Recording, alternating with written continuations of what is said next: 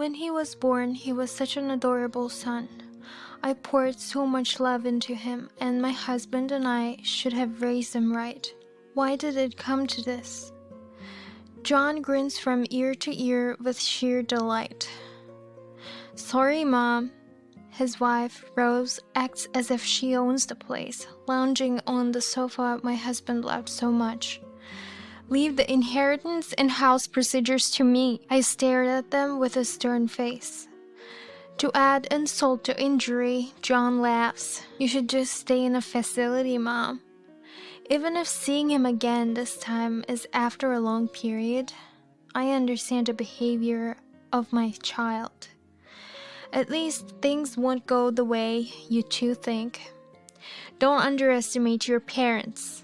I'm Emily, 75 years old.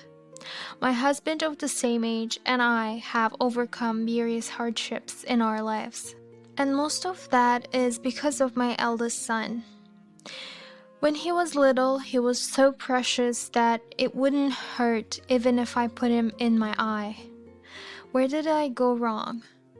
My eldest son, John, turned into a major problem child. I gave birth to John when I was 35. Even before we got married, my husband, Mike, had his own business. And after our marriage, I helped him. Thus, our personal lives were extremely busy. Sometimes we had to work almost without sleeping. That's why we had decided to have only one child from the start. We knew he might feel lonely without any siblings, but we vowed together to raise him with love and care so he wouldn't feel that way. We made sure not to spoil him too much while taking good care of him. We taught him manners like how to hold a fork and knife, how to sit properly, and how to use polite language, among other things. We hoped that John would never face difficulties in the future and would be loved and cherished by many, leading a happy life. The overwhelming love I felt when he first said, "I love you, Mom and Dad," is indescribable. Time truly flies. John grew up so quickly. Of course, like any child, he had his whims, but as his mother, I saw him as an obedient, intelligent, and kind child. However, a change began in John at some point. It started around the time he entered high school. By his choice, he enrolled in a common school nearby. Since elementary school, he had loved baseball and joined a local baseball team, and he seemed happy. Then one day, he shared joyous news with us. "I have a girlfriend now," John said, blushing and looking a bit shy. My husband and I found this adorable, and we were happy not only that he had a girlfriend, but also that he shared the news with us. "I see. Take good care of her. Make sure you don't hurt her." To my husband's words, John nodded. I felt a bit sad, but it should have been a very joyous event, or so we thought. From then on, John began to change. He started devoting everything to his girlfriend. It might sound romantic, but it was beyond what we as parents had imagined. First, John quit the baseball team. We wondered, after putting so much effort into it, why? And when we asked John, the reason he gave was, to us, quite surprising. "I want money and time to hang out with my girlfriend," John said nonchalantly. He's a teenager in the throes of adolescence. I understand that feeling. However, to give up baseball, which he had been passionate about since elementary school, just for that reason? Without thinking, I asked, "Are you sure about that?" But John showed no signs of regret. If he says he wants to quit, there's nothing we can do. We tried persuading him several times, but it seemed John's mind was made up, so we gave up. With his team activities gone, John began to work part-time jobs. After school, he would either work or spend time with his girlfriend. He came home late and showed no signs of studying. Before we knew it, John, who was initially a top-performing student, was now scoring so low on tests that it was easier to count from the bottom. We couldn't stay silent about this. My husband and I sat a reluctant John down for a talk. It's fine to spend time with your girlfriend. I'm not saying you shouldn't work. But right now, you're being incredibly foolish. My husband wasn't angry, nor was he disgusted. He was genuinely concerned for John. We explained to John how neglecting his studies now could limit his future possibilities. Having more options in life is always better. Otherwise, by the time you find something you want to do, it might be too late or impossible. My husband, who had given up on going to college in the past, didn't want John to go through the same regret. He was earnestly trying to convey this message. We hoped John would reconsider, but John responded with a sarcastic smile. I don't care about all that. My future is already decided. I'm going to make a living in music with Rose. Rose is the name of his girlfriend. Music? I asked, to which John nodded proudly. We're making music together now. I don't want to work desperately like you and Mom.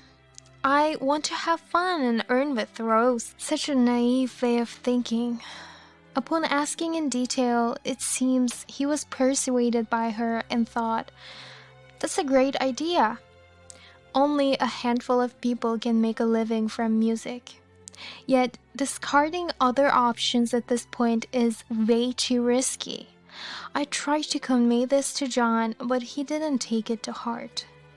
Instead, it seemed he thought we were trying to separate him from his girlfriend. From that day on, John started to avoid us. His grades kept dropping, and we received more and more calls and requests for meetings from the school. His behavior also worsened. We tried to talk to John multiple times, but if he's avoiding even a conversation, there's no way we could change him. Just listen, you can't go on like this for your own sake. Think hard about it. John, you'll regret this, please. It might be presumptuous, but we were desperate for John to reform. Yet, John just mocked us. I won't have any regrets. I won't ever become a worn-out adult like you guys. I don't want to. In the end, despite our attempts, John quit high school. I can't count how many times my husband and I cried back then. I never imagined that John, who used to be so sweet, would not even listen to us. And then one day it happened.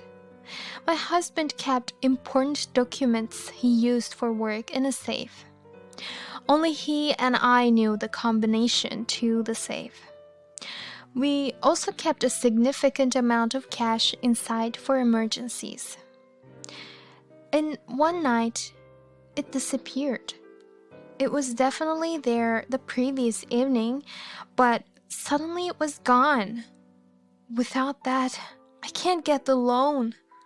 It has to be somewhere, I'm sure of it. We searched desperately together but couldn't find it. We had to take various measures, but it was in vain. As a result, the company lost its trust and couldn't recover, eventually going bankrupt. What will we do now? It's okay. Fortunately, we can manage to pay back the debt. I also have a potential job lined up. Let's work hard. My husband was employed by a small to medium-sized enterprise, and I took a clerical job. Together, we managed to pay off the debt. Around this time, John was 20. He had been moving between Rose's and other friends' places and seldom came home. When he heard about the company's bankruptcy, John said, "I'm moving out." "What? You guys have debt, right? That's messed up. I don't want to get dragged into it, so goodbye." I didn't even feel like stopping him anymore. And just like John said, we felt guilty at the thought of dragging him into our problems in the future. We, as a couple, decided to support each other. A few years later, with an invitation from my husband's friend, he became a business owner again. While luck played a role, due to hard work, the company's management was flourishing. We paid off all the debts and even managed to build a house. We both felt relieved, realizing that hard work does pay off.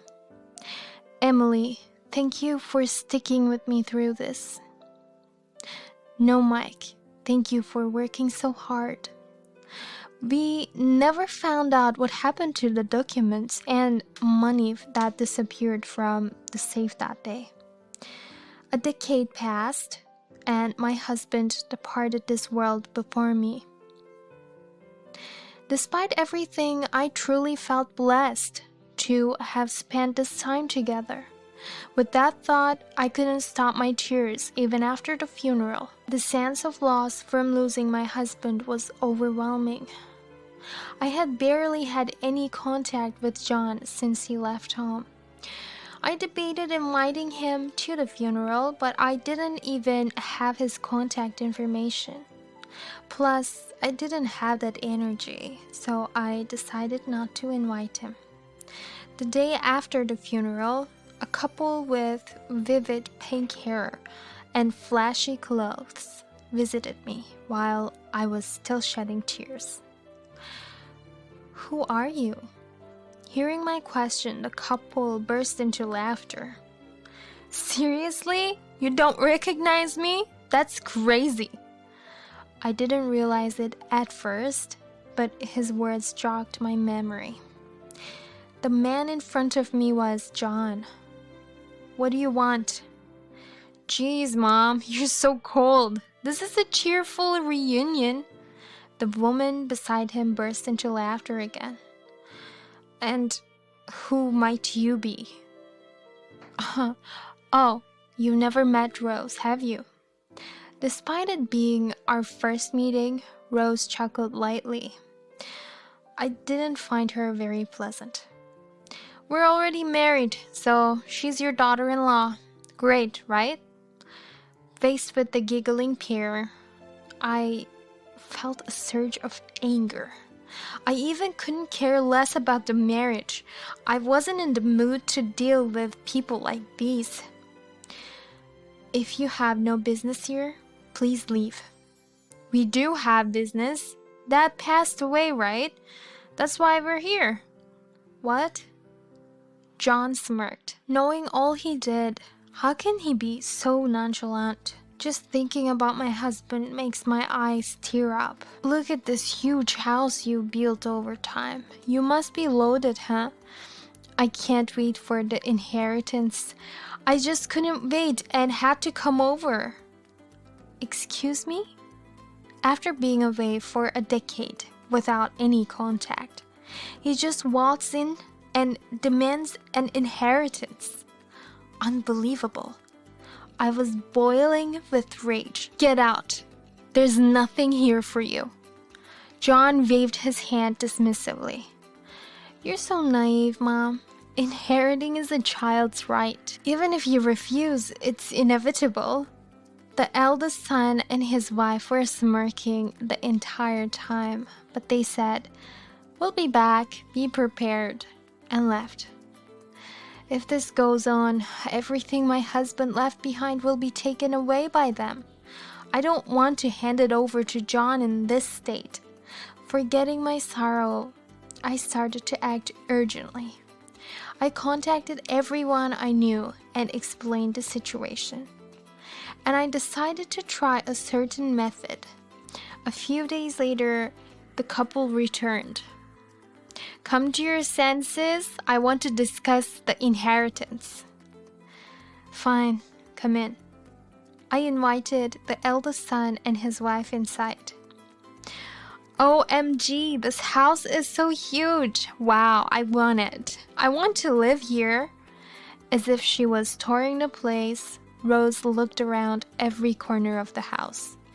If I recall, she was John's classmate, which means she's around 30. Acting this way at her age? Annoyed, I invited them to sit on the sofa. So, what have you been up to all these years? A bit of this and that. Did some things I shouldn't have, had some close calls. Despite his casual tone, his smirk was quite off-putting. It's hardly something to brag about. What about work? Do you have any kids? I take day jobs whenever I feel like it. No kids. We're not into that, right? John and Rose exchanged glances. Exactly. Kids are such a hassle. If Owen's child ended up like us, that would be a total nightmare. No doubt about it. The couple burst into loud laughter.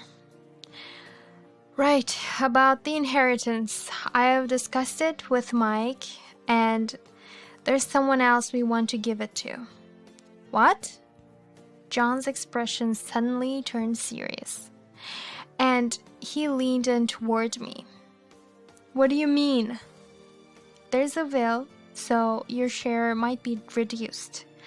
I thought you should know. The once laughing couple was now visibly shaken. By how much? I don't know. I'm just keeping the will. I haven't looked inside. The couple fell silent. They must have been really counting on that inheritance. Working day-to-day jobs means they don't have a stable income, so it might be a given. I'll contact you when we look at the will. Just leave your contact information. John and I exchanged contact information. After everything was done, I urged him to leave quickly. John glanced around the room and then looked at me. By the way, where are you keeping the will? It's none of your concern. Don't worry, it's safely stored. I briefly glanced at the safe at the back of the room. Seeing this, John smirked in satisfaction. Well then, I'll be coming again. I felt like sprinkling holy water at him, but that would be wasteful. I had probably given John and his wife enough bait for today.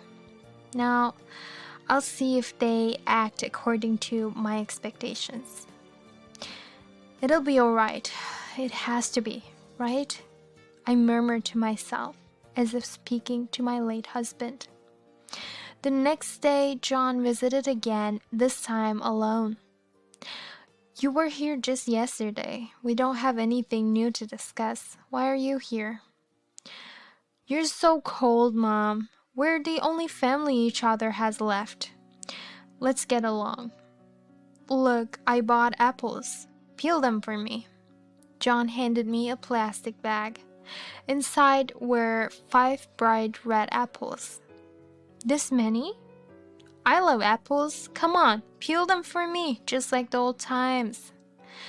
I sighed and said, fine, getting up and heading to the kitchen. Peeling 5 apples would take a while. The fact that he specifically brought these. Surely John intended to do something today. Everything was going according to plan, but a sense of emptiness and unease spread within me. If possible, I wanted to trust John. After I finished peeling the apples and returned to the living room, John was nowhere to be found. John! I shouted, and my voice echoed throughout the room. A flustered John came rushing back. He looked quite panicked and was sweating. Oh, what's wrong? Are you okay? Yeah, I'm okay. Apples, apples. As John munched on the apple with a crunchy sound, I held my fork and said, "Let's eat." 2 days later, the doorbell rang. When I opened the door, there stood my eldest son and his wife, accompanied by a man in a suit. "May I help you?" "Nice to meet you. My name is Eren." The man, introducing himself as Eren, smiled slightly. Why are you here, Mr. Eren?" "I'm an attorney. Today I've accompanied John as per his request." I scrutinized Eren from the top of his head to the tips of his toes. I observed him, literally glaring at him. "I see. So, without any appointment, my eldest son and his wife, along with you, thought it was appropriate to visit me this early in the morning, right? All right then, come in." Thank you and sorry for the inconvenience," Eren said, looking somewhat awkward as he took off his shoes.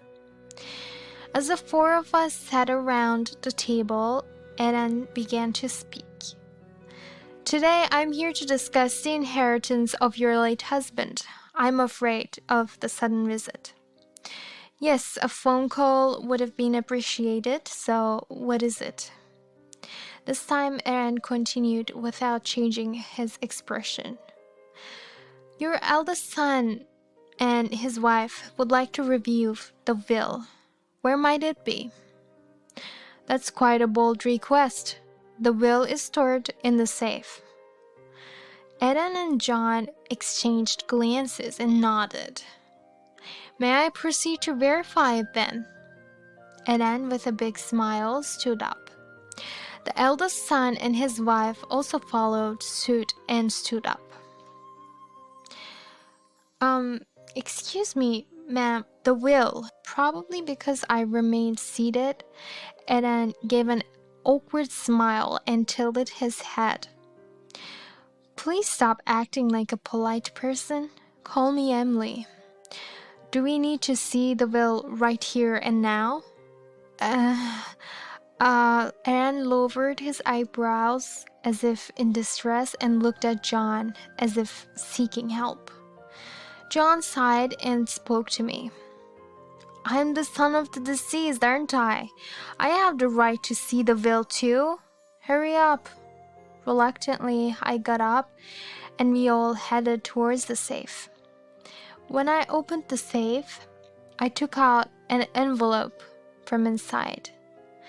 As Eren tried to take it from me, saying, "I'll check it now," I quickly pulled it away. "Don't touch it without permission. I'll check it first." Although Eren looked a bit annoyed, he said, "Understood. Go ahead." And his face returned to a smile. Inside the envelope was a single piece of paper. "Mike hereby bequeaths as follows." Below that, there were details about land, buildings, and bank accounts. After reading its contents, I bit my lower lip. "What does it say?" John snatched the will from my side and exclaimed with joy. "Ah, yes!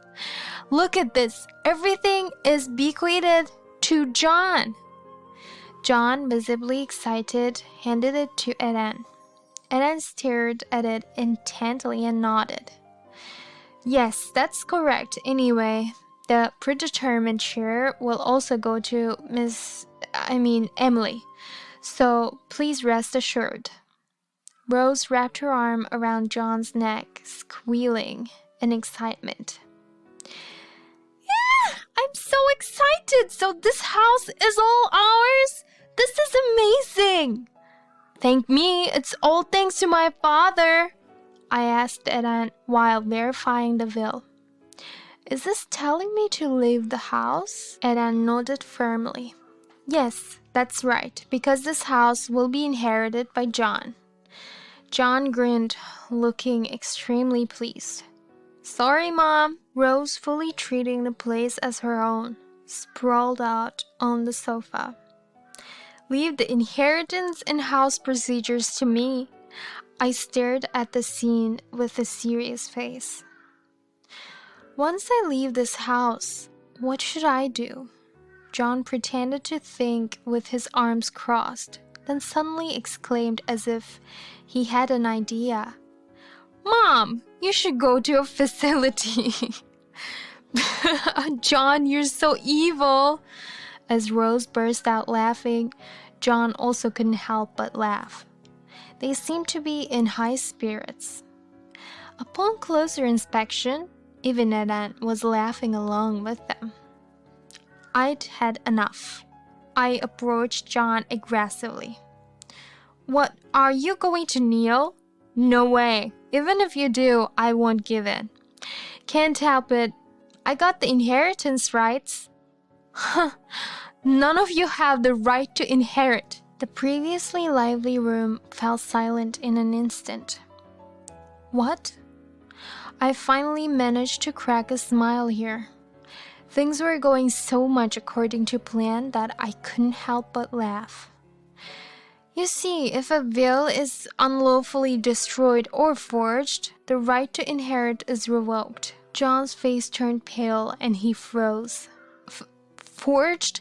What are you talking about? I showed the will to Eran. This is a fake, isn't it? You should recognize it, right, Eran? You're a lawyer after all. Or are you just as fake as this? Eran stumbled over his words. Well, I mean, I knew it from the start. This man was a fraud that John brought along. He's not a real lawyer. The real will is right here. I showed the envelope I took from the drawer, and John's eyes widened in shock. Why is it there? I thought I burnt it. Wait, did I? I thought you might switch the real will with a fake one after unlocking the safe, so I placed a decoy inside in advance. John stood there, mouth agape. I deliberately didn't change the safe's code. You opened it before, didn't you? Looking into John's eyes, they wavered. Soon he averted his gaze. Well, it doesn't matter. Anyway, you guys shouldn't have any business here now. Please leave. John stood there, stunned. Rose was clinging to the sofa, exclaiming, No way! I'm staying here! If you're not leaving, I have no choice but to call the police. Upon hearing this, the elder son and his wife shuddered and trembled. Is it really hopeless? I won't receive anything at all? I nodded slowly. By the way, just to confirm one more time, you two don't have any children, right? I told you we don't. I even got my period yesterday. That's a relief. Confused, John tilted his head and asked, A relief? So I explained, if you had a child, there might have been a chance they could inherit something. Now, I can be at ease. Is that so? The elder son and his wife drooped their shoulders in disappointment and crumbled on the spot. Afterward, I formally completed the inheritance proceedings. I had recorded everything that day, anticipating that the elder son and his wife might cause trouble. Surprisingly, John readily admitted to forging the will. Later on, John visited me just once. He spoke with a serious tone. Mom was right. I was the one who opened that safe. I used the cash. I burned the stacks of documents. He apparently hadn't expected that such an act would lead to bankruptcy. He said the safe opened when he typed something in casually. The passcode was John's birthday. I'm really sorry, he said, hanging his head. His voice trembled. But when he raised his head, his face seemed to have cleared up. By the way, it seems he broke up with Rose. After discovering Rose's affair, they got a divorce immediately without any property division. As for me, I am taking my time at home reminiscing about my husband. I have settled the past and there's no longer any lingering unrest. Emily expressed a faint hope. Now that he's broken up with that girl, I wonder if John will return to being the decent person he once was. She smiled to herself. What John did was unforgivable, but as a parent, hope is something hard to let go of. Her husband must have felt the same. That's probably why he left such a will. In the real will, John's name was firmly written. Aside from the house she lived in, he intended to pass everything else to John. We're both such doting parents, aren't we? Imagining her husband's reaction in heaven, she laughed again, all by herself.